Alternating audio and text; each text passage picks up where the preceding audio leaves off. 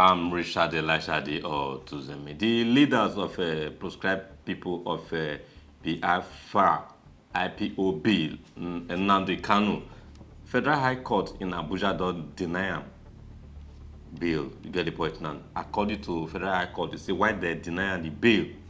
They say the first time when they grant a bail, he jump bail, travel abroad. So they cannot grant him another bail anymore because they say he run for the first time. Meanwhile, Nnamdi Kanu don't call us say why he escape bail that first time. Now based on say Nigerian army invaded his home and he had to run for his life to avoid being killed. You get the point now. So these are the reasons why Nnamdi Kanu jump bail for the first time.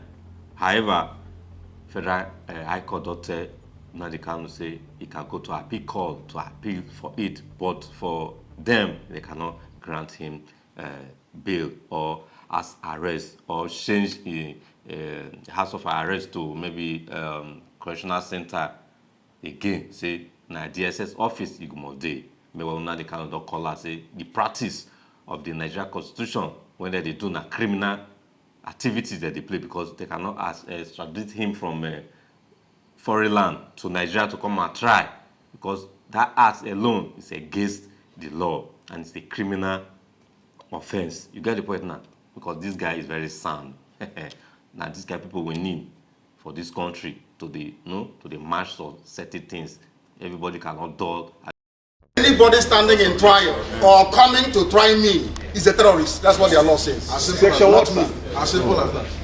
Section 2, subsection 3F of Terrorism Prevention and Prohibition Act. That's what it says. Any court considered to try me is committed an act of terrorism. Yes. Very clear. You cannot violate a treaty that Nigeria entered into and then come to try that very person is not done anywhere in the world. So you must be aware of that. So that is why there is all these ridiculous delays. That is what Supreme Court said. I did not jump bail. My home was invaded. They came to kill me and I survived. They came to Kenya to kidnap me, brought me back to this country and seeking to try me, which the law says cannot happen. You cannot violate a treaty that Nigeria entered into and then hope to stand on that illegality to conduct a trial is not done anywhere in the world. And what happened in my case? Nobody has, there's no exception. No exception whatsoever. That's what the law says. Section 12 of the Constitution, what does it say?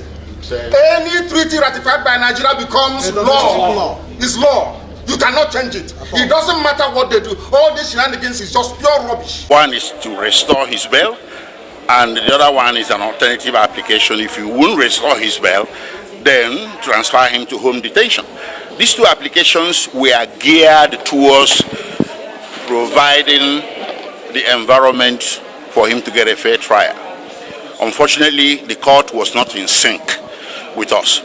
But it's very, very important to stress this point, that what got us this far, what led to all these problems, is the refusal of the court to obey or implement, for want of a better word, to implement the ruling of the Supreme Court that Nnamdi Kanu never jumped bail, that he was driven into exile by the actions of the prosecution, and therefore the ruling by the court that he jumped bail shouldn't have been made. So ordinarily, we expected that this court would have just followed suit by restoring his bail, but it didn't happen.